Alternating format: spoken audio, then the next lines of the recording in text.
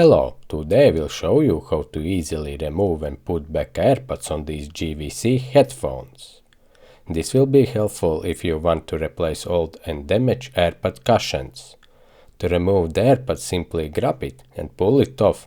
It is held in place to the headphone housing using a groove. Then remove the AirPod of the other side in the same way. Links to replacement AirPods are in the video description. To easily put the AirPods back, first stretch the edge of the pod. This will make it easier to fit into the groove of the headphones later. Then, using this hole, mount the AirPod cushion on the headphone housing by rotating it. It doesn't matter which direction you rotate. Just keep rotating the AirPod until the entire edge is on the headphone housing. And it's that simple. Now you know why this hole is there. Good luck, my friend.